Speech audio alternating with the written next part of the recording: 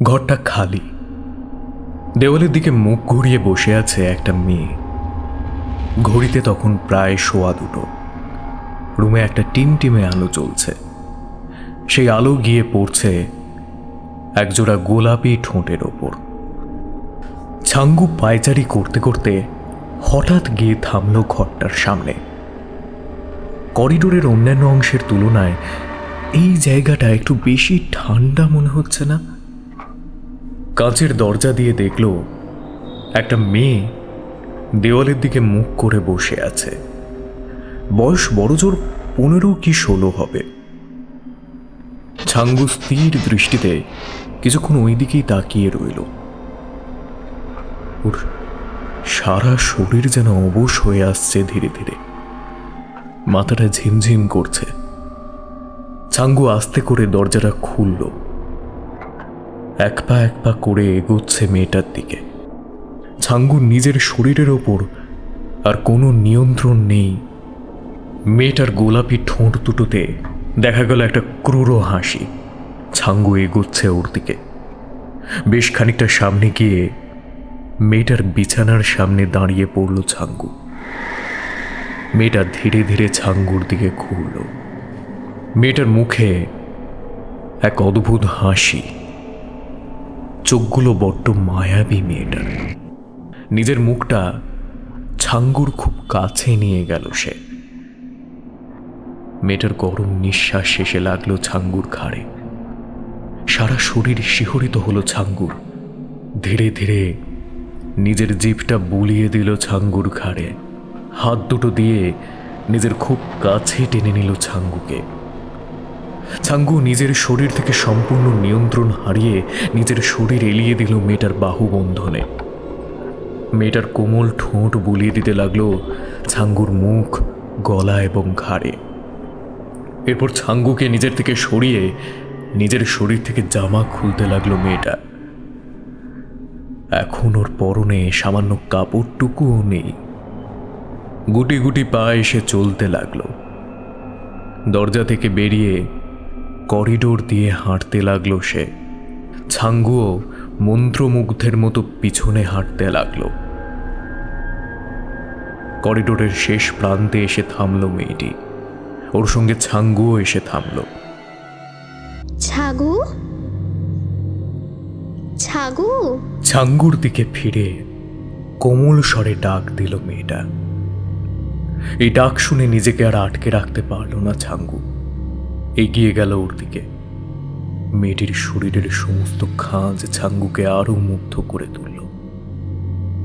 বয়ঃসন্ধির একটা মেয়ে হয়েও মেয়েটার শরীরের গঠন কোনো যুবতীর থেকে কম না। নিজের শরীর থেকে কাপড় চোপড় খুলে ফেলল ছাঙ্গু। মেয়েটাকে জড়িয়ে ধরল ছাঙ্গু। ধীরে ধীরে শক্ত করল নিজের বাঁধন। শক্ত, আরো শক্ত। মেয়েটার শরীর হঠাৎ করে হিমশীতল হতে শুরু করল। নরম হাত দুটো যেন হয়ে উঠল লোহার মতো শক্ত। বিশ্রী একটা গন্ধে ভরে উঠল চারিদিক। হঠাৎই হুঁশ ফিরল ছাঙ্গুর। নিজেকে এই অবস্থায় দেখে ভীষণ অবাক হলো ছাঙ্গু। আমি আমি এখানে কি করছি? আমার আমার এই অবস্থা কেন? আর তুমি বা কে? ছাড়ো, ছাড়ো আমাকে। নিজেকে ছাড়ানোর আপ্রাণ চেষ্টা করেও নিজেকে মুক্ত করতে পারে না ছাঙ্গু। ছাঙ্গুর কানের সামনে হিসহিসে গলায় বলে মেয়েটা, এত তারা কিসের? তুমি আমার আজকের শিকার। আমার তেষ্টা পেয়েছে, অনেক তেষ্টা। আমি যে আজকে তোমার টাটকা রক্ত দিয়ে পিপাসা মেটাবো। বলে বিকটভাবে হাসতে থাকে মেয়েটা। ঘটনার আকস্মিকতা বুঝে ওঠার আগেই মুখের ভেতর থেকে অর্ধবিভক্ত জিভটা বার করে ছাঙ্গুর গলায় বসিয়ে দিল মেয়েটা।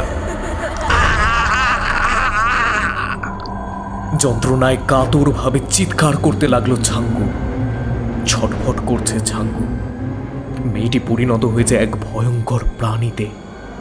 মুখটা মানুষের মতো হলেও ওর সারা শরীর পরিণত হয়েছে একটা বিশাল সরীসৃপে। বিশালাকার এক টিকটিকির রূপ ধারণ করেছে মেয়েটি। 4 হাত পা, সাথে এক বিশাল লেজ। ছাঙ্গুর শরীর থেকে সমস্ত রক্ত শুষে নিয়ে মেয়েটা এক নিমিষে ছুঁড়ে ফেলে দেয় ওর দেহটা। দুবার থর থর করে কেঁপে নিস্তেজ হয়ে পড়ল ছাঙ্গুর দেহটা।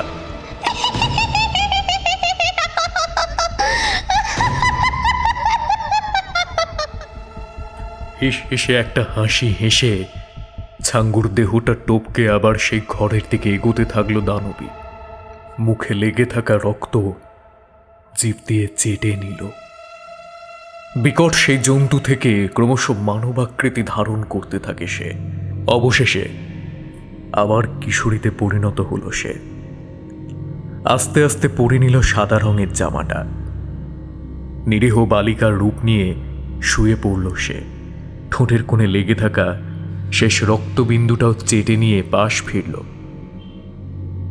চোখ বুজে নিশ্চিন্তে ঘুমের দেশে পাড়ি দিল সে।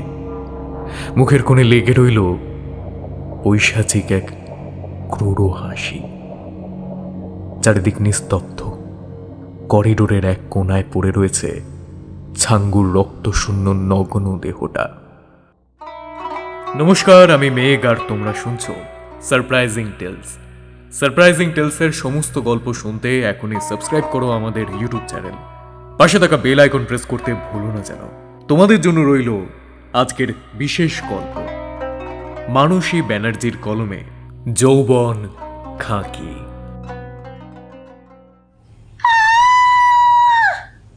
শিলার চিৎকারে জড়ো হয়ে যায় আশেপাশের লোকজন। কি হয়েছে শিলা? তুই এভাবে চিৎকার করছিস কেন? দারোয়ান চণ্ডীর কথায় শিলা আঙুল তুলে ইশারা করে সামনের দিকে দেখিয়ে দেয়। চণ্ডী সহ বাকিরা শিলার দেখানো কোণে তাকালে শিউরে ওঠে সবাই। তারা দেখল ছাঙ্গুর রক্তশূন্য নগ্ন নিথর দেহ। ইনচার্জ সুব্রত বলে ওঠে, এ কি দেখছি আমরা? শিলা, তুমি পরিষ্কার করে বলো তো, কি দেখেছো তুমি? আমি সকালে পরিষ্কার করতে এদিকটায় এসে দেখি ছাঙ্গুর মৃতদেহ। আমি আর কিছুই জানি না। ভয় ভয় বলতে থাকে শিলা। আমি তো রোজ সকালের মতোই আজকেও ডিউটিতে এসেছিলাম। ছাঙ্কু নেই দেখে ভাবলাম হয়তো এদিক ওদিক কোথাও গেছে। সেটাও প্রায় করে থাকে, কিন্তু কি আমি দেখছি?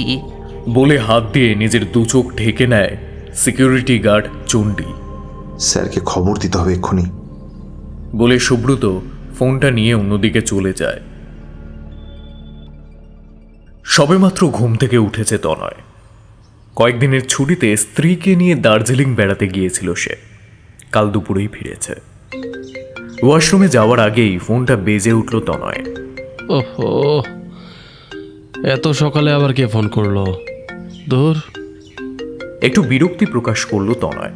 ফোনটা নিয়ে দেখতেই লক্ষ্য করলো ফোনের স্ক্রিনে ভেসে উঠেছে একটা অতি পরিচিত নাম। সেটা দেখেই তনয় বলল, হ্যাঁ বলো। এত সকালে কি ব্যাপার? স্যার, আপনাকে এক্ষুনি একবার সেন্টারে আসতে হবে, একটু আর্জেন্সি রয়েছে। ফোনের ওপার থেকে আওয়াজ আসে, তোমার গলার আওয়াজটা এরকম শোনাচ্ছে কেন? আর তাছাড়া আমাকে এখনই কেন আসতে বলছো?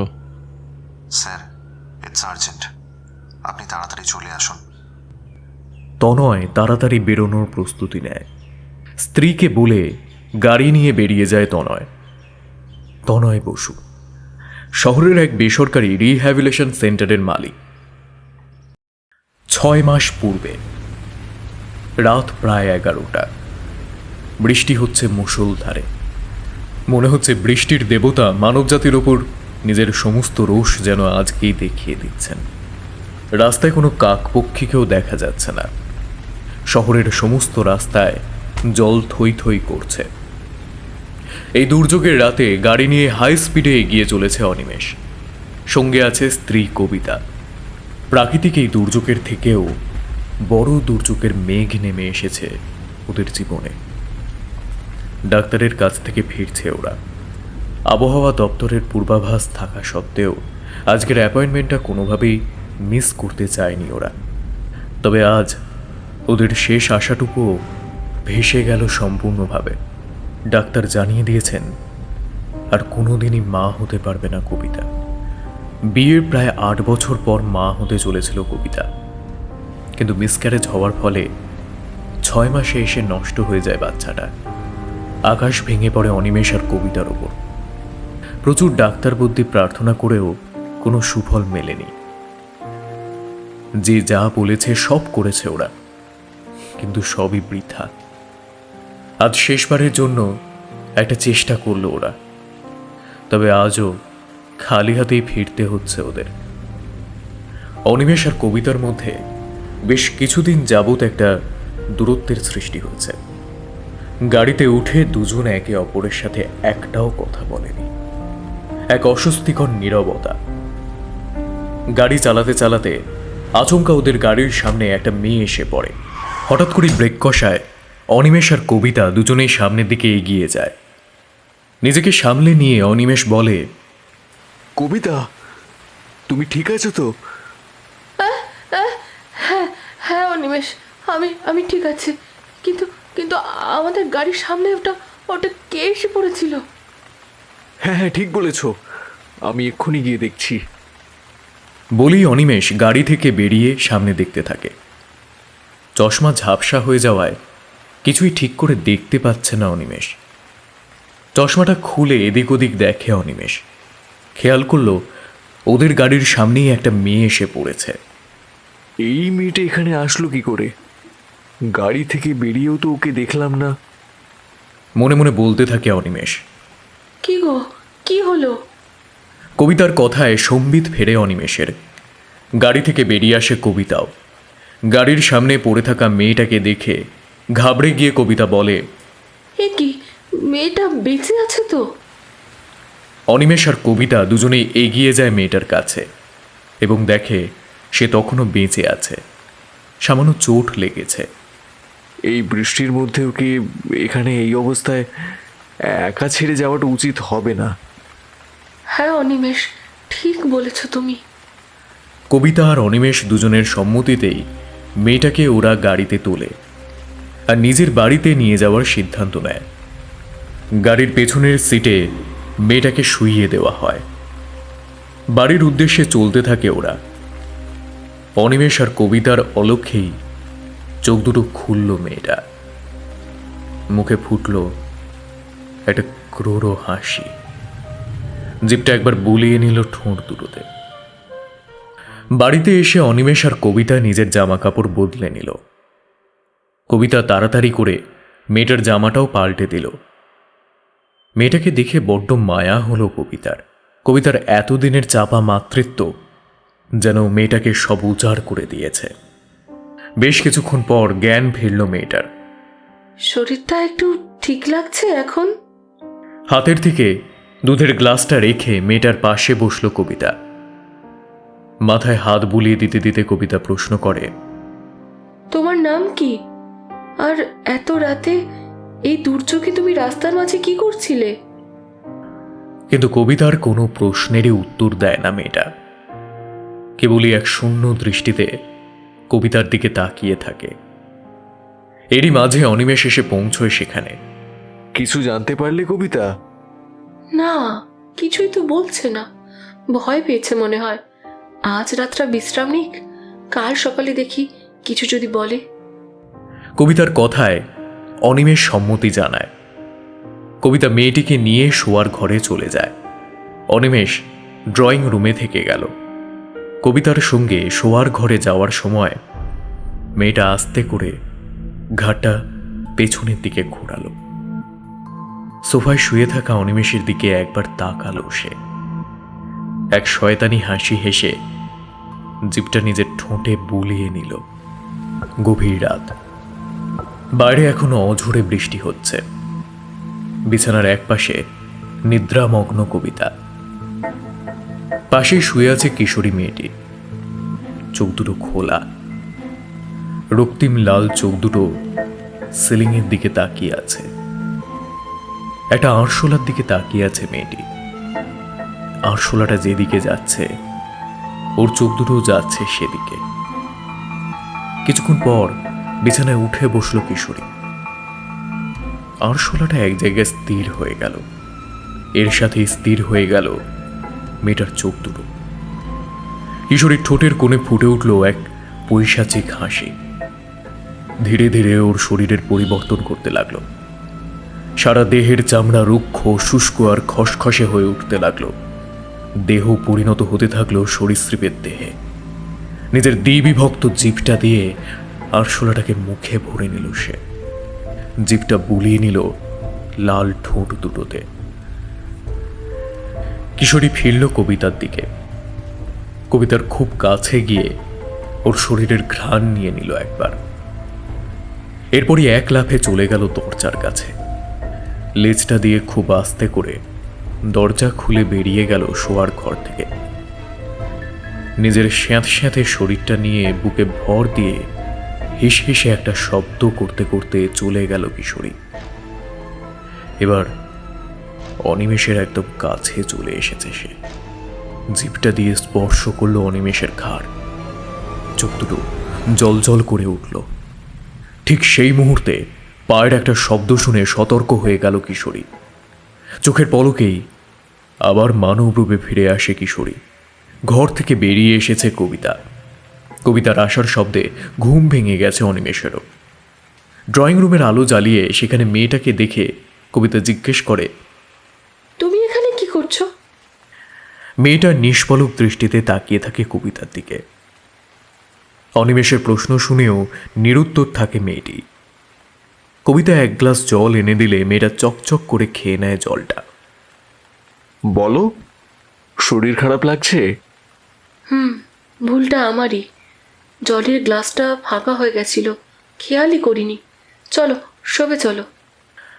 বলে কবিতা মেয়েটিকে নিয়ে চলে যায়।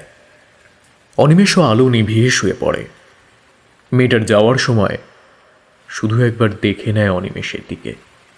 জিভ দিয়ে চেটে নেয় ঠোঁট। জল জল করে ওঠে চোখ দুটো। থেমে গেছে বৃষ্টি। আকাশে ঝলমল করছে রোদ। নতুন সকাল, নতুন শুরুর আভা বয়ে নিয়ে এসেছে। সকালে উঠে কবিতা খাবার তৈরি করেছে। মেয়েটার জন্য নানা সুন্দর সুন্দর পদ তৈরি করা। তবে খাবার টেবিলে বসেও মেয়েটা কিছুই যেন মুখে তুলছে না। তুমি কিছু খাচ্ছ না কেন? তোমার কি কোনো খাবার পছন্দ হচ্ছে না? তাহলে তুমি আমাকে বলো তোমার কোন খাবার পছন্দ, আমি তোমাকে সেটাই করে দেব। কবিতা মেয়েটার মাথায় হাত বুলিয়ে দিতে দিতে বলতে থাকে, তবে বিগত রাতের মতো আজও কোনো কথারই উত্তর দিচ্ছে না মেয়েটা। শুধু এক করুণ দৃষ্টিতে তাকিয়ে আছে কবিতার দিকে। কবিতা যেন ওকে অনেক জন্ম থেকে চেনে। কবিতার সাথে যেন এক নারীর টান ওর। কবিতা, আমার মনে হয় ওকে এবার ওর আত্মীয় স্বজনের কাছে ফিরিয়ে দেওয়ার সময় হয়েছে। চেনা নেই জানা নেই এমন একটা মেয়েকে কতক্ষণ আমাদের কাছে রেখে দেব? এতে হিতে বিপরীত না হয়ে যায়। বেশ গম্ভীরভাবে কথাগুলো বলে অনিমেষ। হ্যাঁ কবিতা। আর কিছুক্ষণ ওকে আমাদের সাথে রেখে দেওয়া যায় না? ছলছল চোখে বলে ওঠে কবিতা। দেখো কবিতা, আমি বুঝতে পারছি, কিন্তু এটা ইল্লিগাল একটা কাজ। অনিচ্ছা সত্ত্বেও সম্মতি জানাতে হয় কবিতাকে। অনিমেষ আর কবিতা মেয়েটিকে নিয়ে চলে যায় থানায়। তোমার নাম কি? তোমার বাড়ি কোথায়? তুমি এত রাতে রাস্তায় কি করছিলে? থানায় অফিসার জিজ্ঞেস করলেও কোনো উত্তর দেয় না মেয়েটা। তোমার বাড়িতে কে কে আছে? এই কথাটা বলার পর মেয়েটা মাথা নাড়িয়ে না বলে। তোমার বাড়িতে কেউ নেই? মেয়েটি আবারও মাথা নাড়িয়ে না বলে। মা? কবিতার দিকে তাকিয়ে ওকে জড়িয়ে ধরে কেঁদে ওঠে মেয়েটা। দেখুন অনিমেষবাবু, ওর থেকে তো কোনো ইনফরমেশনই পাওয়া গেল না। আর রিসেন্টলি আমাদের কাছে কোনো মিসিং রিপোর্টও আসেনি। তবে আমরা ফার্দার ইনভেস্টিগেশন করব। অফিসার বলেন অনিমেষকে। অফিসার, তাহলে আপনারা যতদিন না কোনো খবর পাচ্ছেন ও আমাদের সাথে থাকতে পারে তো? উৎসাহের সাথে প্রশ্ন করে কবিতা। হ্যাঁ ম্যাডাম, আমরা এর পারমিশন দিতেই পারি। তবে আপনাদের একটা রিটার্ন জমা দিতে হবে, আর আপনাদের অফিসিয়াল ডকুমেন্টসের কপি অ্যাটাচ করে সাবমিট করতে হবে। বেশ তো, আমরা এক্ষুনি করে দিচ্ছি। বলেই কবিতা যাবতীয় কাজ সারল। এরপর অনিমেষের সাথে গাড়ি করে রওনা দিল কবিতা। সঙ্গে সেই মেয়েটি। সারা রাস্তা জড়িয়ে ধরল কবিতাকে।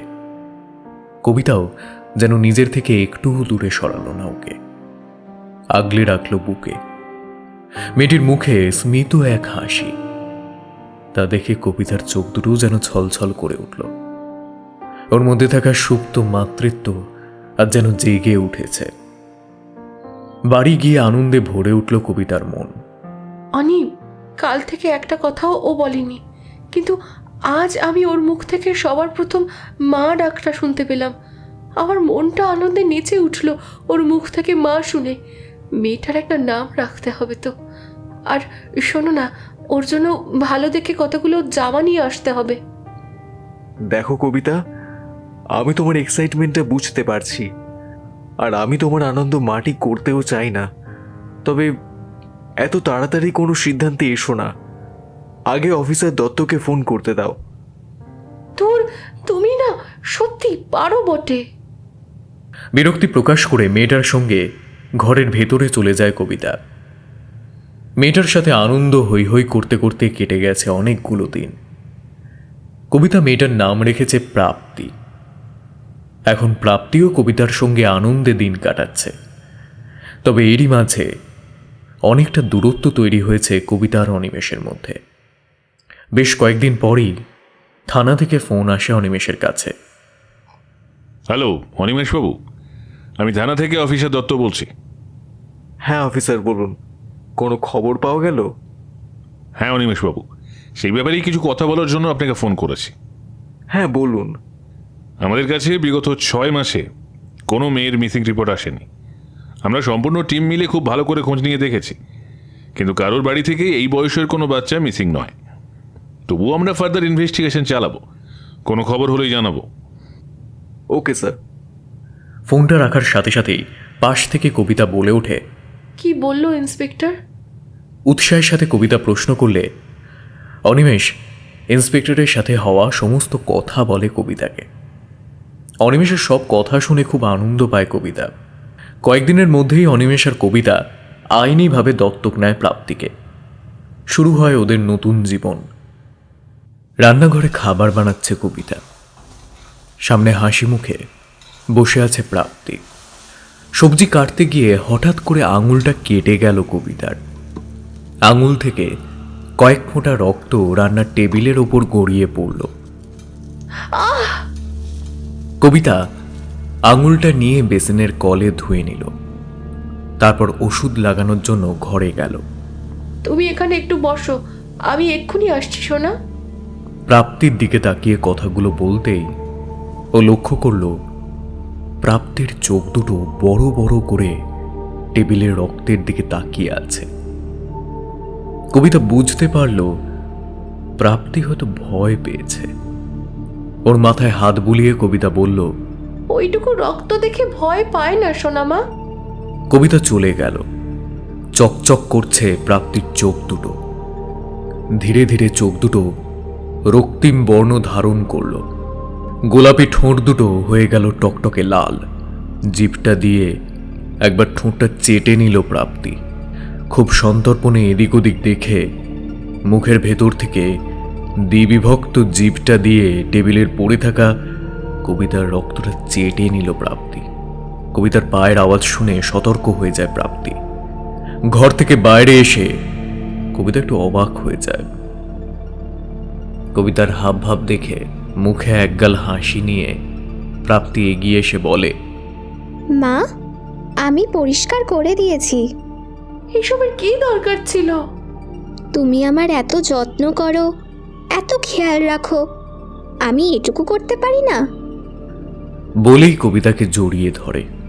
কবিতাও প্রাণ ভরে আদর করে প্রাপ্তিকে। মুখে এক পৈশাচিক হাসি নিয়ে জিভটা মুখের মধ্যে গুটিয়ে নেয় প্রাপ্তি। গভীর রাত, নিদ্রামগ্ন অনিমেষ আর কবিতা। কবিতার ডান পাশেই শুয়ে আছে প্রাপ্তি। ঘড়িতে তখন রাত 2:15। হঠাৎ করেই চোখ খুলল প্রাপ্তি। কবিতার হাতটা নিজের ওপর থেকে সরিয়ে উঠে বসল। আস্তে আস্তে বিছানা থেকে নেমে খুব ধীর গতিতে হেঁটে গিয়ে দাঁড়ালো অনিমেষের পাশে। খুব নিশ্চিন্তে ঘুমোচ্ছে অনিমেষ।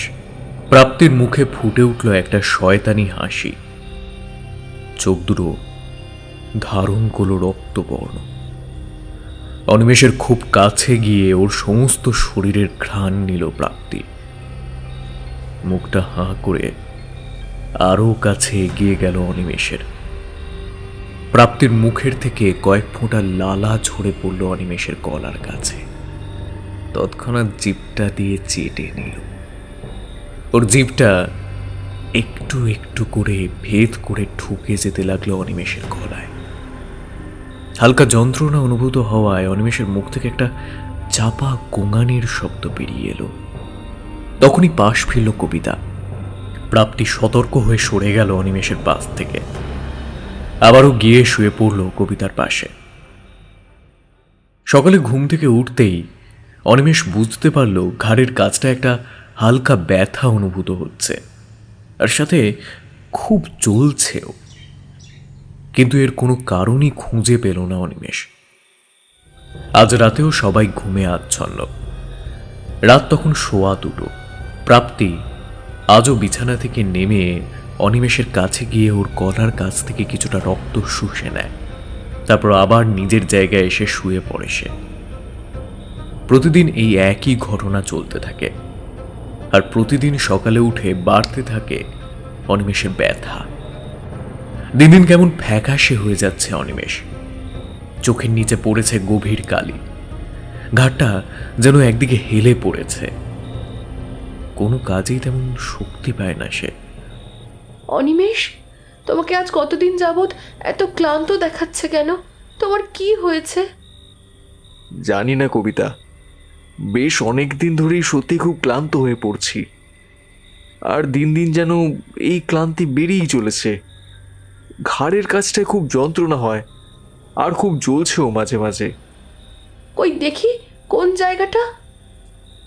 বলে কবিতা অনিমেষের শার্টটা সরিয়ে ঘাড়ের কাছটা ভালো করে দেখতেই লক্ষ্য করল সেই স্থানে একটা ক্ষত। অনিমেষ, এটা এটা কি করে হলো? কোনো পোকার কামড় মনে হচ্ছে তো দেখে। না, সেরকম তো কিছুই মনে পড়ছে না। দাঁড়াও, আমি এক্ষুনি অ্যান্টিসেপটিক লাগিয়ে দিচ্ছি। বলে কবিতা ঘরের ভেতর থেকে অ্যান্টিসেপটিক আনতে চলে যায়। দরজার কোণে চুপচাপ দাঁড়িয়ে কবিতা আর অনিমেষের সমস্ত কথা শুনছিল প্রাপ্তি। সবকিছু শুনে ও মনে মনে বলে ওঠে, এই তো আর কিছুদিন মাত্র, তারপর সব ব্যথা চিরতরে নির্মূল হবে। এরপরেও প্রতি রাতে চলতে থাকে প্রাপ্তির সেই পৈশাচিক খেলা। অনিমেষের শরীরে আরও অবনতি হতে থাকে। কবিতা ঠিক করে অনিমেষকে নিয়ে ডাক্তারের কাছে যেতে হবে। ডাক্তারের কাছে গেলে তিনি বেশ কিছুক্ষণ অনিমেষকে ভালো করে পর্যবেক্ষণ করেন। তারপর বলেন, কোনো বিষাক্ত কীটের কামড়ে এরকম হয়েছে মনে হচ্ছে, কিন্তু কোনো একদিনের কামড়ে এটা হওয়া সম্ভব নয়। আমি আপনাকে কতগুলো টেস্ট করতে দিচ্ছি, আপনি রিপোর্ট করিয়ে আমার কাছে আসুন। ডাক্তারের কথা মতো সমস্ত টেস্ট করানো হয়। থানার অফিসার দীর্ঘদিন ধরে নিজের ইনভেস্টিগেশন চালিয়ে যাচ্ছেন। এক গুরুত্বপূর্ণ তথ্য পেয়েছেন তিনি প্রাপ্তির ব্যাপারে। সেটা জানাতে ফোন করেছেন অনিমেষকে। হ্যালো অনিমেষবাবু, আমি থানা থেকে অফিসার দত্ত বলছি। আমি আপনাদের বাড়িতে থাকা মেয়েটির ব্যাপারে খুব গুরুত্বপূর্ণ এক তথ্য পেয়েছি। আমি আপনাদের বাড়ি আসছি এক্ষুনি। আর হ্যাঁ, আপনারা যতটা সম্ভব ওই মেয়েটির থেকে দূরে থাকবেন। সাবধানে থাকবেন আপনারা। বলেই ফোনটা রেখে দেয় অফিসার দত্ত। ফোনের ওপারে অন্ধকারে একটা অস্পষ্ট অবয়ব। গোলাপি দুটো ঠোঁট, ঠোঁটের কোণায় একটা ক্রূর হাসি। কি জানি মেয়েটা এখন কি করছে। অনিমেষ, ভালো হয়েছে তোমার ফোনটা প্রাপ্তির কাছে রেখে এসেছি। বেজে উঠল ঘরের কলিং বেলটা। দরজার বাইরে অফিসার দত্ত, কিন্তু ঘরের ভেতর থেকে কোনো উত্তর আসে না। আরও একবার কলিং বেল বাজালেন অফিসার দত্ত, তবে এবারও কোনো উত্তর এলো না। এবার অফিসার দত্ত হালকা করে দরজায় একটা ধাক্কা মারলেন। ধাক্কাটা মারার সাথে সাথেই দরজাটা খুলে গেল। দরজা খোলাই আছে, তার মানে ভেতরে নিশ্চয়ই কেউ আছে। অনিমেষবাবু, অনিমেষবাবু। বলতে বলতেই ঘরের ভেতর ঢুকে পড়ল অফিসার। ঘরের ভেতরে আলো আঁধারি খেলা করছে। অফিসার দত্তর মনে হচ্ছে ঘরটা ভরে গেছে ধোঁয়ায়। অনিমেষবাবু, অনিমেষবাবু, আপনি কি বাড়িতে আছেন? আপনাকে আমি কল করে কথা বললাম। অফিসার দত্ত কথা শেষ করেই খেয়াল করলেন ঘরের ভেতর থেকে কেউ একজন বেরিয়ে এসেছে। অনিমেষবাবু, এটা কি আপনি? জিজ্ঞেস করলেন অফিসার দত্ত। ঘরের ভেতর একটা হালকা আলো জ্বালিয়ে অফিসার দত্তের সামনে এলো প্রাপ্তি। ওকে নিজের সামনে দেখে একটু চমকে উঠলেন অফিসার। তুমি? আমাকে দেখে চমকে উঠলেন নাকি অফিসার? শূন্যে তাকিয়ে কথাটা বলল প্রাপ্তি। অনিমেষবাবু কোথায়? ওনাকে কেন খুঁজছেন? আমার সঙ্গে ওনার কিছু দরকারি কথা আছে। কি কথা? সেটা আমি ওনাকেই বলবো। কেন আমাকে বলুন না। আপনি আমার ব্যাপারে ঠিক কি কি জেনেছেন?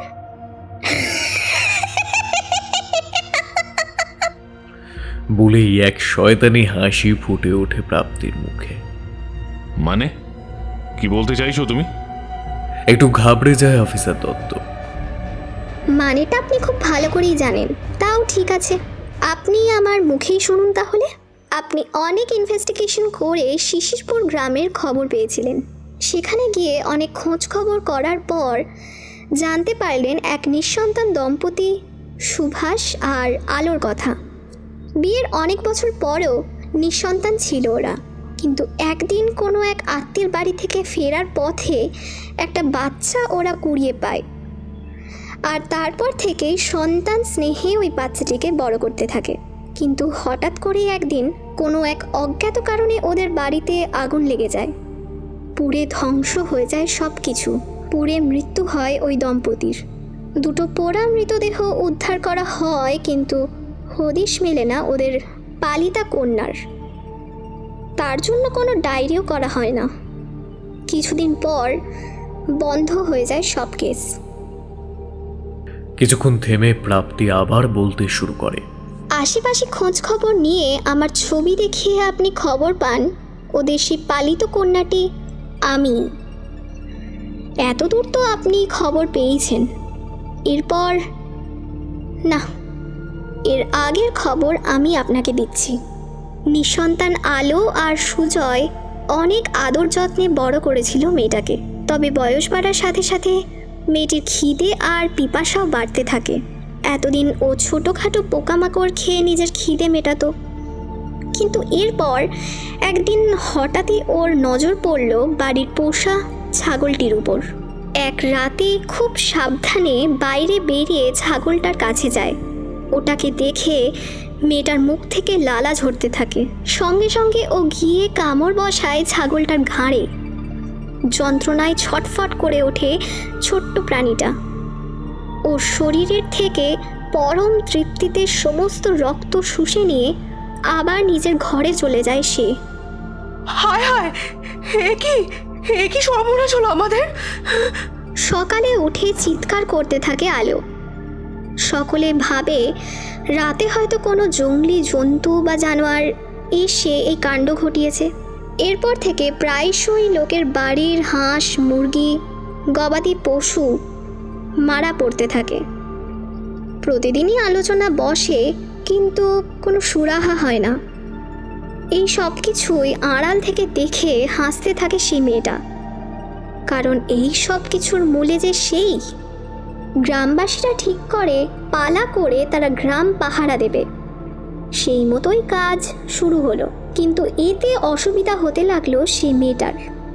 ওর তৃষ্ণা নিবারণের জন্য রক্ত এখন সে কোথায় পাবে? আপনি বলুন তো অফিসার। বাইরে খাবারের ব্যবস্থা বন্ধ হয়ে গেলে লোক কি করবে?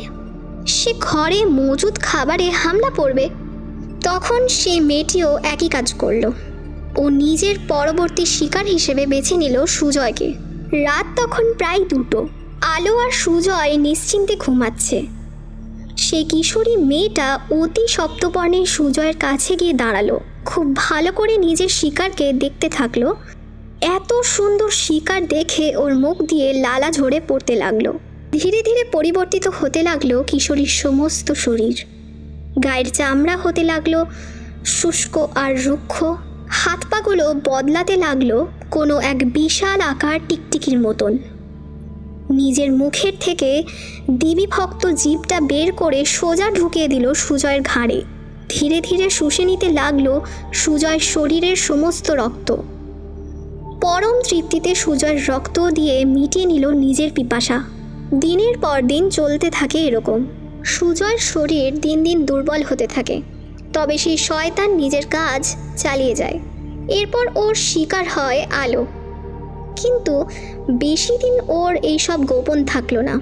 এক রাতে মেয়েটি যখন আবারও সুজয়ের শরীর থেকে শুষে নিচ্ছে রক্ত, ঠিক সেই সময় ঘুম ভাঙে আলোর। এই নারকীয় বিভৎস দৃশ্য দেখে চিৎকার করে ওঠে আলো। কে কে কে তুমি? ভয়ে কাঁপতে থাকে আলো। এই চিৎকারে পেছনে সরে যায় মেয়েটা। অসহ্য যন্ত্রণা শুরু হতে থাকে সুজয়ের। ফ্যাসফ্যাসে গলায় হাসতে থাকে কিশোরী। মা, বাবা, তোমরা আমাকে চিনতে পারছো না? আমি তোমাদের আদরের মেয়ে গো।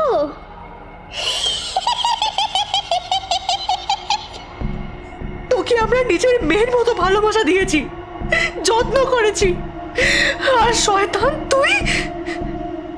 কিন্তু মা, আমার যে বড্ড পিপাসা পেয়েছে, আর তোমাদের রক্ত দিয়েই আমি আমার পিপাসা মেটাবো।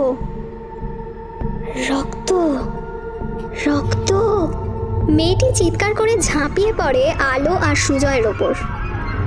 কিশোরী নিজের দিবিভক্ত জিভটা দিয়ে ভেদ করে দেয় সুজয়ের গলা।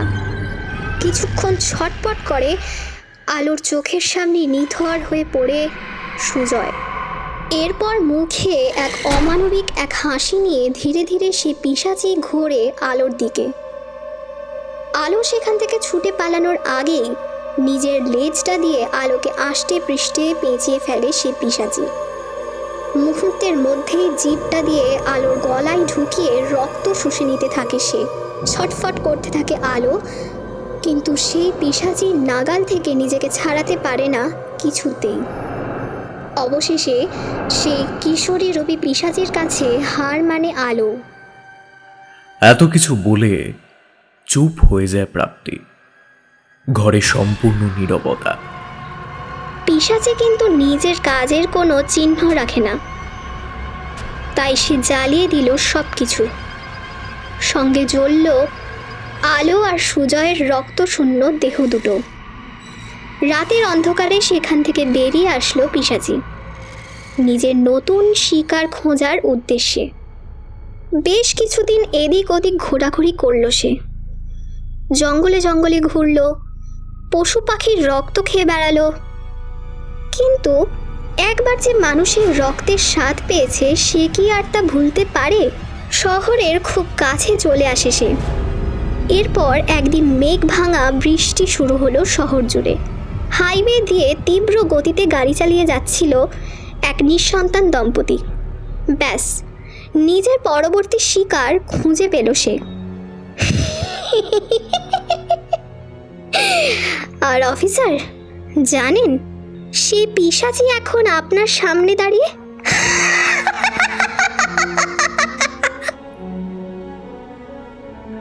অফিসারের দিকে ধীরে ধীরে এগোতে থাকে প্রাপ্তি। ভয় সারা শরীর থেকে বিন্দু বিন্দু ঘাম ঝরতে থাকে অফিসার দত্তের। তিনি এখন কি করবেন বুঝতে পারলেন না। ফোনটা বের করে অনিমেষবাবুর সাথে যোগাযোগ করতে চাইলেও তার হাত থেকে ফোনটা পড়ে গেল। প্রাপ্তি আবারও নিজের দানবিক রূপ নিচ্ছে, কিন্তু এ কি? হঠাৎই থেমে গেল প্রাপ্তি। মানব শরীরে ফিরে স্থির দৃষ্টিতে তাকিয়ে রয়েছে অফিসার দত্তের দিকে। প্রাপ্তির চাহনিতে অবশ হয়ে গেল অফিসার দত্ত। ধীরে ধীরে নিজের চিন্তা শক্তি যেন হারিয়ে ফেললেন তিনি। প্রাপ্তি আস্তে আস্তে এগোচ্ছে ওর দিকে। শরীর থেকে সমস্ত কাপড় খুলে ফেলতে লাগলো প্রাপ্তি। অফিসার দত্ত যেন নিজের নিয়ন্ত্রণেই নেই। তিনি ক্রমশ এগোচ্ছেন প্রাপ্তির দিকে। অবশেষে শরীরের শেষ কাপড়টুকুও খুলে ফেলল প্রাপ্তি। সামনে সোফায় গিয়ে ধাক্কা দিয়ে ফেলল অফিসারকে। আস্তে আস্তে নিজের শরীরটাও এলিয়ে দিল ওর শরীরের ওপর। আলতো হাতে অফিসার শরীর থেকে এক এক করে সমস্ত কাপড় খুলতে থাকে। প্রাপ্তি নিজের মুখটা অফিসারের খুব কাছে নিয়ে যায়। দেবীভক্ত জিভটা বুলিয়ে দিতে থাকে অফিসারের গলায় আর মুখে। আস্তে করে কামড় দেয় অফিসারের গলায়। অফিসারও কামের তাড়নায় জড়িয়ে ধরে প্রাপ্তিকে। এক মুহূর্তে নিজে প্রাপ্তির শরীরের উপর উঠে যায় আর নিজের ইচ্ছে মতো ভোগ করতে থাকে ওর শরীরটাকে। প্রাপ্তিও কোনো বাধা দেয় না অফিসার দত্তকে। তোমার রিপোর্টগুলো কালই দেখিয়ে আনবো, তারপর তুমি একদম সুস্থ হয়ে যাবে অনিমেষ। বলে কবিতা ফোন করে বাড়িতে, কিন্তু কেউ ফোন রিসিভ করে না। জানো তো, বেশ কয়েকবার বাড়িতে ফোন করলাম, কিন্তু প্রাপ্তি ফোনটা ধরলো না। কোনো সমস্যা হলো না তো মেয়েটার? বেশ চিন্তায় পড়ে যায় কবিতা। তুমি এত চিন্তা করো না কবিতা, ও হয়তো ঘুমিয়ে পড়েছে। আমরা তো এসেই পড়েছি। সান্ত্বনা দেয় অনিমেষ। বাড়ি ফিরে অনিমেষ আর কবিতা দেখে দরজাটা এরকম খোলা কেন? আমি তো আসার আগে ওকে বারবার বলেছিলাম দরজাটা বন্ধ করে রাখতে। আমরা না আসলে যেন দরজা না খোলে। তাড়াতাড়ি ঘরে ঢুকলো ওরা। ঘরের অন্ধকারে কিছু স্থির করতে পারল না। অনিমেষ গিয়ে তাড়াতাড়ি আলোটা জ্বালল। ঘরের ভেতরের দৃশ্য দেখে স্তম্ভিত হয়ে যায় কবিতা। প্রাপ্তি নিজেকে ছাড়ানোর জন্য ছটফট করছে, আর কোনো হিংস্র পশুর মতো আঁচড়ে কামড়ে ওকে ভোগ করছে অফিসার দত্ত। অনিমেষ গিয়ে সঙ্গে সঙ্গে মারতে থাকে অফিসার দত্তকে।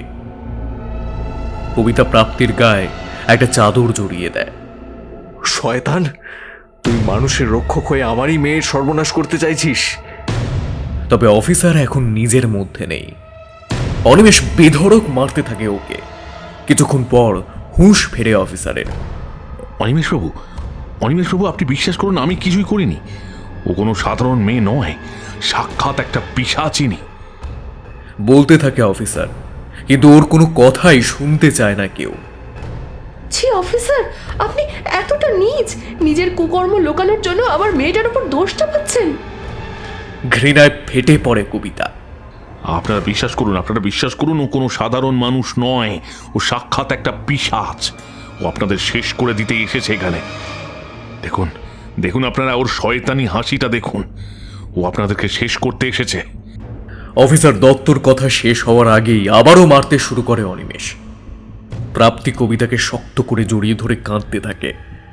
অফিসার দত্ত প্রাপ্তির দিকে তাকাতেই এক শয়তানি হাসি হাসে প্রাপ্তি। বেরিয়ে যে শয়তান, না হলে আজ তোকে আমি মেরেই ফেলবো। ধাক্কা মেরে বের করে দেওয়া হয় অফিসারকে। এরপর কেটে গেছে অনেকগুলো দিন। অফিসার দত্তকে সাসপেন্ড করা হয়েছে চাকরি থেকে। ডাক্তারের চিকিৎসায় একটু সুস্থ অনিমেষ, তবে ওকে অ্যাডমিট করে রক্ত দিতে হচ্ছে।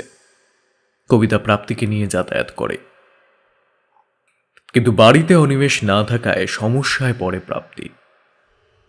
এখন ওর রক্তের পিপাসা কি করে মিটবে? প্রাপ্তি সিদ্ধান্ত নেয় এখন একমাত্র কবিতাই পারে ওর তৃষ্ণাকে নিবারণ করতে।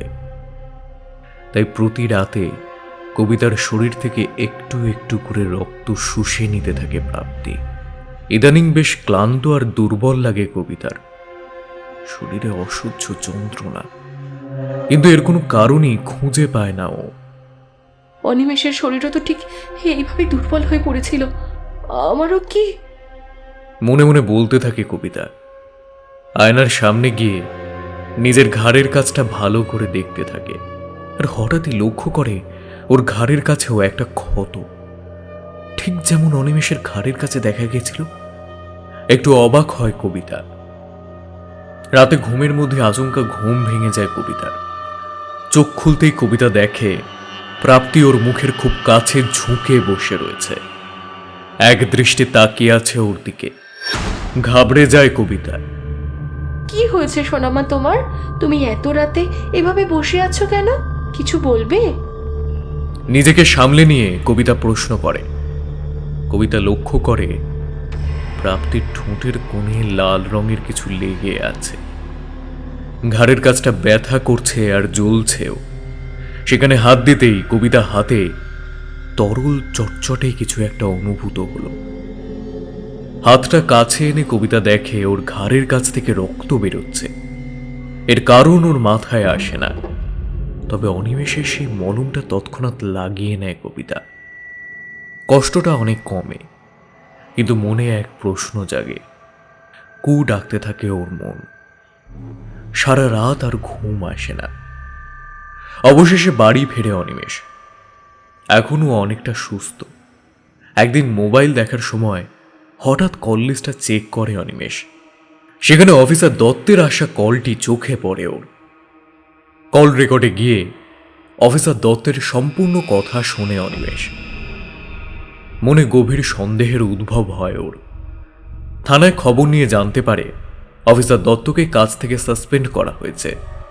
আমাকে যে করেই হোক অফিসার দত্তর সাথে যোগাযোগ করতেই হবে। এই ব্যাপারে ওনার সাথে কথা বলতেই হবে। আমাকে দেখা করতে হবে অফিসার দত্তর সাথে।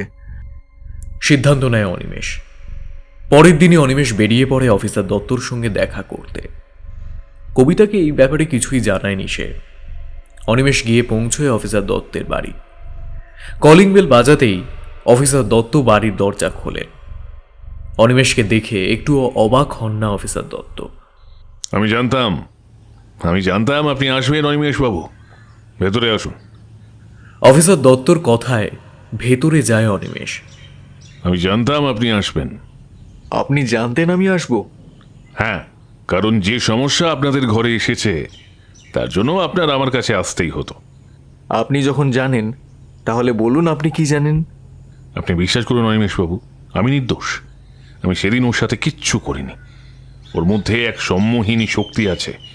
আমার সমস্ত শরীর অবশ হয়ে যায়, আমার চিন্তা শক্তি লোপ পায়। এই দেখুন অনিমেষবাবু। বলে নিজের ঘাড়ের কাছটা অনিমেষকে দেখিয়ে দেয় অফিসার। অফিসার দত্তের ঘাড়ের কাছের ক্ষতটা দেখে অনিমেষ বুঝতে পারল ঠিক এই রকম ক্ষতটাই ওর ঘাড়েও হয়েছিল। পায়ের তলা থেকে মাটি সরে যায় অনিমেষের। যা করবেন খুব ভেবে চিনতে, কিন্তু সাবধানে করবেন। আপনাদের ঘরে সাক্ষাৎ পিশাচ এসেছে। অফিসার দত্তের কথাগুলো কানে ঢুকলো না অনিমেষের। কবিতা কাজের জন্য বাইরে গেছে। বাড়িতে এসেই প্রাপ্তিকে ডাকে অনিমেষ। অনিমেষ মুখোমুখি হয় প্রাপ্তির। কে তুমি? কি তোমার আসল পরিচয়? কেন এসেছো আমাদের জীবনে?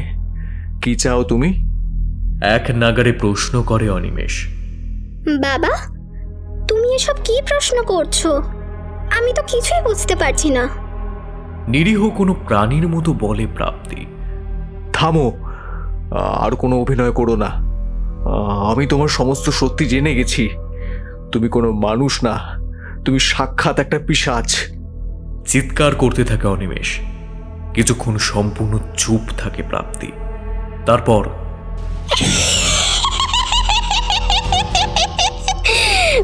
বাহ, খুব ভালো। হেসে গলায় বলতে থাকে প্রাপ্তি। তাহলে তো আর কোনো অভিনয়ের প্রয়োজনই থাকলো না আর। বলো বলো তুমি কি চাও? চলে যাও, চলে যাও তুমি আমার আর কবিতার জীবন থেকে। কি চাও তুমি? পিপাসা, আমার খুব পিপাসা। রক্ত চাই আমার, রক্ত। পরিবর্তিত হতে থাকে প্রাপ্তির শরীর, কিন্তু সেই মুহূর্তেই সেখানে চলে আসে কবিতা। প্রাপ্তি সঙ্গে সঙ্গে দৌড়ে কবিতাকে জড়িয়ে ধরে কাঁদতে থাকে। কি হয়েছে? তুমি এরকম ভাবে কেন কাঁদছো? কবিতা, কবিতা তুমি ওর কাছ থেকে এক্ষুনি সরে যাও। ও কোনো মানুষ না, ও একটা পিশাচ।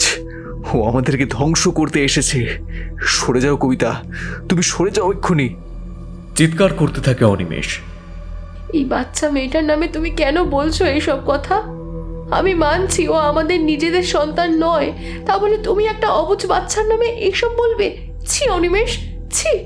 এমনিতেই অফিসার দত্তের ওই জঘন্য কাজে মেয়েটার মানসিক ক্ষতি হয়ে গেছে, আর তারপর তুমিও। তুমি বুঝতে পারছো না কবিতা, ও আমাদেরকে শেষ করে দেবে। অফিসার নির্দোষ, ও একটা রক্তখেকো পিশাচ। থামো অনিমেষ, তোমারও যদি ওকে নিয়ে এতই সমস্যা হয় তাহলে আমি ওকে নিয়ে আজই এই বাড়ি ছেড়ে চলে যাব। কবিতা, তুমি আমার এই কথা বিশ্বাস করছো না তো? বেশ বেশ বেশ বেশ, তাহলে আমি এক্ষুনি তোমাকে প্রমাণ দিচ্ছি। বলেই অনিমেষ একটা ছুরি দিয়ে নিজের হাতটা কেটে দেয়। গল করে রক্ত পড়তে থাকে। এ কি করছো তুমি অনিমেষ? দেখো এবার কি হয়। চোখ মুখ বদলাতে লাগলো প্রাপ্তির। চোখ দুটো রক্তবর্ণ ধারণ করলো। গোলাপি ঠোঁট দুটো হয়ে উঠল টকটকে লাল। গায়ের চামড়ায় ফাটল ধরে রুক্ষ শুষ্ক হতে লাগলো। হাত পাগুলো বদলাতে শুরু করে। শরীরের শেষ ভাগ থেকে বেরোতে থাকে ল্যাজ। ধীরে ধীরে এক বিভৎস জন্তুতে পরিণত হলো প্রাপ্তি। বুকে ভর দিয়ে এগোতে থাকলো অনিমেষের দিকে। ভয় পেয়ে গেল কবিতা। দ্বিবিভক্ত জিপটা দিয়ে চেটে নিতে লাগলো অনিমেষের হাতের রক্ত। খুব দ্রুত কবিতার কাছে গিয়ে ফ্যাঁস ফ্যাঁসে গলায় সে বলতে থাকে, ও সব ঠিক বলছে, আমার পিপাসা রক্ত ছাড়া মেটে না।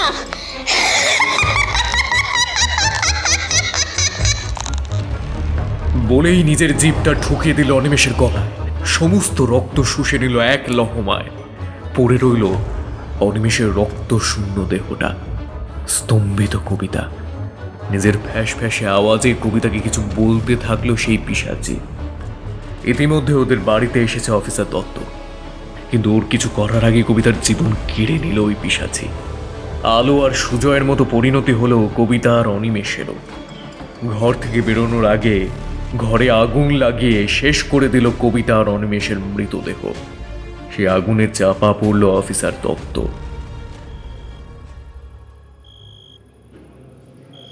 ঘটনাস্থলে পৌঁছয় তনয়। সুব্রতর কাছে সমস্ত ঘটনার বিবরণ শোনে। স্যার, পুলিশে খবরটা দেওয়া তো জরুরি।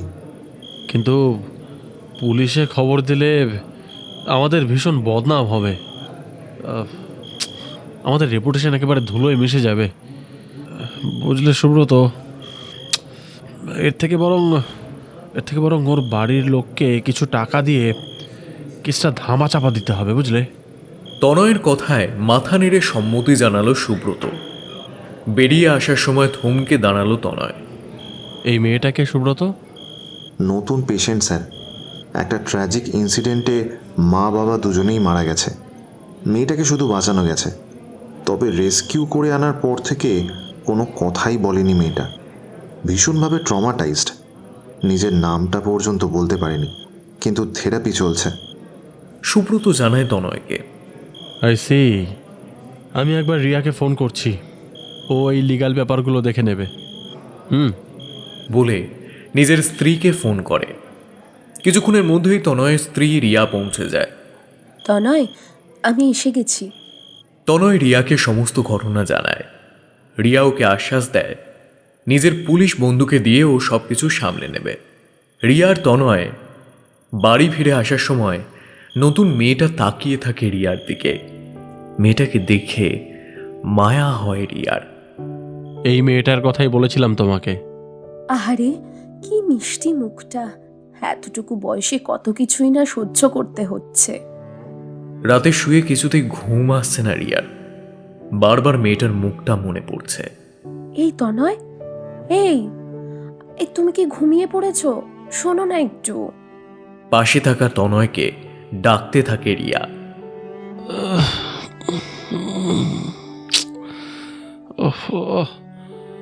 এত রাতে আবার কি হলো? বেশ বিরক্ত হয় তনয়। বলছি যে আমি ওই বাচ্চা মেয়েটার কথা কিছুতেই ভুলতে পারছি না গো। কোন মেয়েটা? আরে আজ যে মেয়েটাকে দেখলাম, কি নিরীহ একটা মেয়ে। শোনো না। আচ্ছা, বলছি যে ওর তো মা বাবা নেই এই পৃথিবীতে। ওকে যদি আমরা অ্যাডাপ্ট করি? কি বলছো? মাথা ঠিক আছে তোমার? কেন, এতে মাথা খারাপ হওয়ার কি আছে? আর কোনো উত্তর দেয় না তনয়। মনটা খারাপ হয়ে যায় রিয়ার।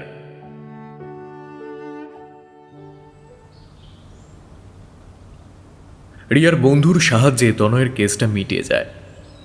আজ তোমাকে নিয়ে একটা জায়গায় যাব। কোথায়? চলো না। তনয় রিয়াকে নিয়ে রিহ্যাবিলিটেশন সেন্টারে যায়। তুমি আমাকে এখানে কেন নিয়ে এলে? ইনি লয়ার মিত্র। কিন্তু উনি এখানে, মানে আবার কোনো সমস্যা হলো নাকি? না ম্যাডাম, আমি আপনাকে বলছি, স্যার আমাকে ডেকেছেন একটা অ্যাডপশনের লিগ্যাল ডকুমেন্ট তৈরির জন্য। অ্যাডাপশন? রিয়ার কথা শেষ হওয়ার আগেই তনয় সেই মেয়েটাকে নিয়ে আসে। ওকে দেখে খুব খুশি হয় রিয়া। অবশেষে ওরা দত্তক নিয়েছে মেয়েটাকে। রিয়া আর তনয় মিলে ওর নাম দিয়েছে পাখি। পাখি জানলার ধারে বসে একা একা হাসতে থাকে। শিকার, নতুন শিকার পেলাম আমি। এবার আমি আমার পিপাসা মেটাবো। নিজের মনে বলতে থাকে পাখি। আজ অফিস থেকে ফিরতে একটু দেরি হয়েছে। নিজের কাছে থাকা চাবিটা দিয়ে দরজাটা খোলে তনয়। সারা ঘর অন্ধকার। রিয়া, রিয়া, রিয়া কোথায় তুমি? ওহ, কোথায় যে যায়। মাথাটা বেশ যন্ত্রণা করছে তনয়ের। ঘরে এসে হাতের ব্যাগটা সোফায় রেখে বসে পড়ল ও।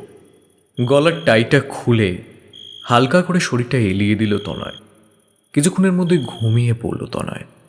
ঘুমটা হঠাৎ ভাঙল একটা অস্বস্তিতে। মাথাটা এখনো ভার হয়ে আছে। সারা ঘর সাদা একটা ধোঁয়ায় ভরে গেছে। তনয় সারা শরীর অবশ হয়ে যেতে লাগলো। একটা সুন্দর গন্ধে ভরে গেল চারিদিক। তনয় সামনে তাকিয়ে দেখল সুন্দর দৈহিক গঠনের একটা রমণী ওর দিকে তাকিয়ে ওর দিকে আসছে। তনয় অস্ফুটে বলে উঠল, রিয়া, রিয়া। কিন্তু কোনো উত্তর এলো না। তনয়ের দিকে এগোতে থাকে সেই রমণী। কাছে, আরও কাছে চলে আসে তনয়ের। সোফার পেছন দিকে তনয়ের ঘাড়ের কাছে এসে দাঁড়ায় সে। নিজের কোমল হাত দুটো দিয়ে ছুঁয়ে দেয় তনয়ের শরীর। আস্তে আস্তে বাহু ডোরে আবদ্ধ করে নেয় তনয়কে। তনয় বহুদিন পর এমন উষ্ণ ছোঁয়া পেয়ে মুগ্ধ হয়ে গেল। সে মোহময়ী নারী ধীরে ধীরে নিজের মুখটা নিয়ে আসলো তনয়ের মুখের কাছে। রমণীর উষ্ণ নিঃশ্বাস শিহরণ জাগিয়ে দিতে লাগলো তনয়ের সারা শরীর। পৌরুষের লক্ষণ জেগে উঠল তনয়ের চেহারায়। রমণী নিজের কোমল ঠোঁট দুটো ছুঁয়ে দিল তনয়ের ঘাড়ে। ঘাড় থেকে ক্রমশ ঠোঁট দুটো ঘুরে বেড়াতে লাগলো তনয়ের গলা, গাল, তারপর কান এবং ঠোঁটে। তনয় তীব্র আবেগের বশে শক্ত করে চেপে ধরে নিজের কাছে নিয়ে আসলো সেই রমণীকে। নিজের শরীরের সমস্ত শক্তি প্রয়োগ করে ভোগ করতে থাকে। রমণীর অন্তরাত্মা থেকে বেরিয়ে আসা শীতকার তনয়ের ভেতরে থাকা আদিম পশুকে জাগিয়ে তুলল। তনয় যখন উত্তেজনার চরম মুহূর্তে নিজের সঙ্গম উপভোগ করছে, ঠিক তখনই ঘরের আলোটা জ্বলে উঠল। তনয়! চিৎকার করে রিয়া। হুঁশ ফেরে তনয়ের। দরজার সামনে থেকে রিয়ার চিৎকার আসছে শুনে ওইদিকে তাকায় তনয়। সেখানে রিয়াকে দেখে অবাক হয়ে যায় সে। রিয়া যদি ওখানে থাকে তাহলে ও কার সাথে সঙ্গমে লিপ্ত? অপ্রস্তুত হয়ে পড়ে তনয়। তাড়াতাড়ি উঠে জামা গলাতে যায় তনয়। রিয়া এসে সপাটে এক চড় মারে। ছি তনয়, ছি! এই ছিল তোমার মনে? আমি ওকে নিজের সন্তান স্নেহে বাড়িতে নিয়ে এসেছিলাম, আর তুমি ওর সাথে এই নোংরা কাজ! এসব তুমি কেমন করে করতে পারলে তনয়? ওহ, ও এই জন্যে প্রথমে ওকে না আনতে চেয়েও পরে বাড়িতে আনার জন্য তুমি রাজি হও, তাই তো? সব কিছু তোমার এই জঘন্য স্বার্থ চরিতার্থ করার মতলব ছিল। ছি! আমার ঘেন্না হচ্ছে। এই ভেবে আমার ঘেন্না হচ্ছে যে তুমি আমার স্বামী। আমি আজই ওকে নিয়ে এখান থেকে চলে যাব। তোমার সাথে আমার সমস্ত সম্পর্ক শেষ। আজ থেকে তুমি আমার জন্য মৃত।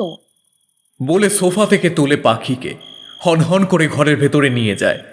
পাখিকে ওই অবস্থায় দেখে স্তম্ভিত হয়ে যায় তনয়। সেই মুহূর্তেই পাখিকে নিয়ে ঘর থেকে বেরিয়ে যায়। তনয় অনেক চেষ্টা করেও আটকাতে পারে না রিয়াকে। রিয়া, রিয়া তুমি বিশ্বাস করো, আমি আমি ইচ্ছা করে এসব কিছুই করিনি। আর আর তাছাড়া আমি জানি না এসব কি করে হলো। আমার আমার তো নিজের ওপর কোনো নিয়ন্ত্রণই ছিল না। রিয়া, রিয়া প্লিজ তুমি বোঝো। কিন্তু তনয়ের কোনো কথাই শোনে না সে। মাথায় হাত দিয়ে বসে থাকে তনয়। সোফায় বসার পর কি হয়েছে, কেন হয়েছে, কোনো ঘটনাই তার মনে পড়ে না। তনয় প্রচুর চেষ্টা করেছে রিয়ার সাথে কথা বলার, যোগাযোগ রাখার, ওকে বোঝানোর, কিন্তু রিয়া তনয়ের সাথে কোনো রকম যোগাযোগই রাখেনি। কেটে গিয়েছে বেশ অনেকগুলো দিন। রিয়া এখন পাখিকে নিয়ে থাকে। রিয়ার শরীর আগের থেকে অনেকটা দুর্বল হয়ে গেছে।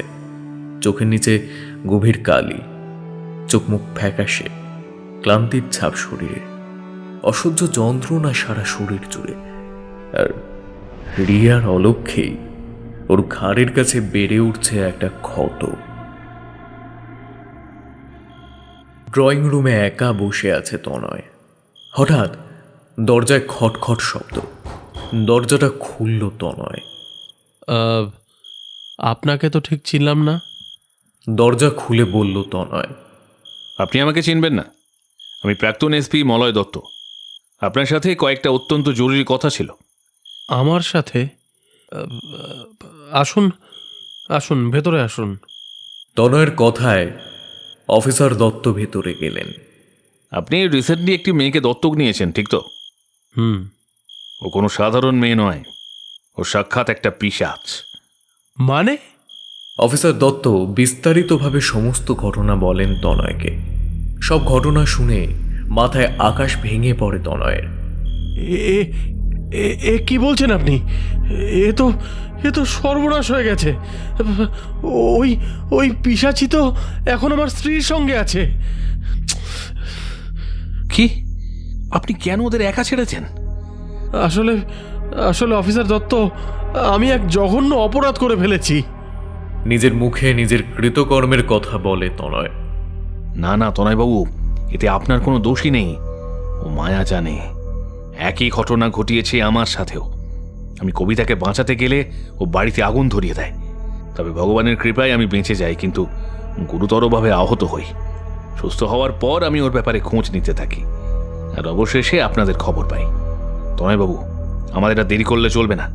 এক্ষুনি আপনার স্ত্রীর কাছে দেরি হয়ে যাওয়ার আগেই যেতে হবে। অফিসার দত্ত আর তনয় বেরিয়ে পড়ে রিয়ার বাড়ির উদ্দেশ্যে। তনয় আর অফিসার দত্ত রিয়ার বাড়িতে গেলে বিরক্তি প্রকাশ করে রিয়া। তনয়, তুমি এখানে কেন এসছো? এখানে আমি তোমাকে ডিভোর্স পেপার পাঠিয়ে দেব। আর সঙ্গে করে এটা তুমি কাকে নিয়ে এসছো? হ্যাঁ রিয়া, তোমার এ কি অবস্থা? হ্যাঁ, এই কদিন এই শরীরের এ কি হাল বানিয়েছো তুমি? খুব চিন্তিত হয়। ইতিমধ্যেই বাইরে বেরিয়ে আসে পাখি। অফিসার দত্তকে দেখে চমকে ওঠেও। কি হলো? আমাকে দেখে চমকে উঠলে পাখি? নাকি প্রাপ্তি? নাকি অন্য কোনো নাম আছে তোমার? তির্যক এক বাঁকা হাসি দিয়ে বলে। এসব আপনি কি বলছেন? আর কেই বা আপনি? হ্যাঁ, আমার মেয়ের সাথে এমনটা কেন করছেন? আপনাকে এত সাহস কে দিল? প্রচণ্ড রেগে যায় রিয়া। ম্যাডাম, আপনি খুব ভুল করছেন। যাকে আপনি কন্যা স্নেহে বড় করছেন সে আসলে একটা পিশাচিনী। রক্ত দিয়ে নিজেদের পিপাসা মেটায়, আর নিজের কাজ শেষ হলেই তাদেরকেও শেষ করে দেয়, যাতে নিজের কাজের কোনো চিহ্ন না থাকে। এর আগেও বহু পরিবারকেও শেষ করেছে, আর এখন আপনাদের পালা। আগেরবার আমি কাউকে বাঁচাতে পারিনি, কিন্তু ভাগ্যক্রমে নিজে বেঁচে ফেলেছি। আমার জীবনের একটাই লক্ষ্য, আমি একে চিরতরে শেষ করবই। এই দেখুন। বলে নিজের শরীরের পুরা দাগগুলো দেখায় অফিসার দত্তকে। থামুন, আমি জানি তনয় আপনাকে এসব বলার জন্য নিয়ে এসেছে। নিজের জঘন্য অপরাধটাকে ঢাকার জন্য এত নাটক করছে। ছি! না ম্যাডাম, তনয়বাবু নির্দোষ। আর আপনার যদি বিশ্বাস না হয়, আপনি দেখুন আপনার ঘাড়ের কাছে কোনো ক্ষত আছে কিনা। অফিসারের কথা বিশ্বাস করতে না চাইলেও ঘাড়ের কাছে হাত দিয়ে ক্ষতর উপস্থিতি অনুভব করে রিয়া। আপনাকে আমি আরও প্রমাণ দিচ্ছি। বলে নিজের হাতটা কেটে ফেলে অফিসার দত্ত। গল গল করে রক্ত বেরোতে থাকে। এই রক্ত দেখে নিজেকে সামলাতে পারে না পাখি। ধীরে ধীরে আসল রূপে ফিরে আসে ও। রক্তিম লাল চোখ, রুক্ষ শুষ্ক চামড়া, বিশালাকার একটা লেজ, মুখ থেকে দ্বিবিভক্ত জিভ বের হয়ে আসছে। বুকে ভর দিয়ে এগিয়ে যায় সে অফিসার দত্তের দিকে। পাখির এই রূপ দেখে ভয় সিটিয়ে যায় রিয়া আর তনয়। দেখুন দেখুন আপনারা, ও কোনো মানুষ না, ও এক প্রাচীন দানব। নিজের যৌবন ধরে রাখতে, নিজের পিপাসা নিবারণের জন্য মানুষের রক্ত খায়। এতটা বলার পরই নিজের সেই জিভটা ঢুকিয়ে দেয় দত্তের গলায়। নিজের প্রাণ ত্যাগের আগে অফিসার দত্ত বলে যান, ওর সমস্ত শক্তি ওর জিভে আবদ্ধ, ওটা কেটে ফেলতে পারলেই। মারা যান অফিসার দত্ত। মুখে এক পৈশাচিক হাসি নিয়ে এগোতে থাকে রিয়ার দিকে। তনয় বাধা দিলে লেজ দিয়ে আঘাত মারে তাকে। এরপর রিয়াকে লেজ দিয়ে পেঁচিয়ে শূন্যে তুলে ধরে সে। মা, পিপাসা বলে নিজের জিভটা নিয়ে যায় রিয়ার দিকে। ঠিক সেই মুহূর্তেই তনয় পড়ে থাকা ছুরিটা দিয়ে ওর জিভটা কেটে দেয়। যন্ত্রণায় ছটফট করতে থাকে দানবী। ওদের চোখের সামনে ছটফট করতে করতে নিথর হয়ে যায় দানবী। ওদের সামনে পড়ে থাকে কালো একটা বিশালাকার টিকটিকির মৃতদেহ। আমাকে ক্ষমা করো তনয়, খুব বড় ভুল হয়ে গেছে আমার।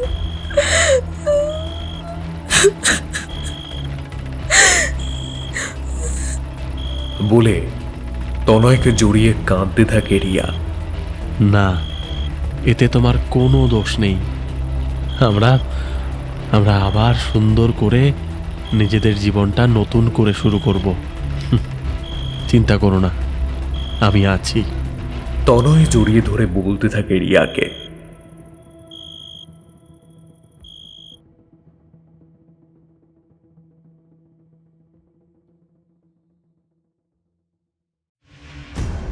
আজকের গল্প তোমাদের কেমন লাগলো তা জানাতে ভুলো না কমেন্ট বক্সে। আর চ্যানেলটাকে সাবস্ক্রাইব না করে থাকলে প্লিজ ডু ইট নাও। তাহলে আজকের মতো আসি, দেখা হবে পরবর্তী গল্পে। ততক্ষণ ভালো থেকো, গল্পে থেকো। Bye bye.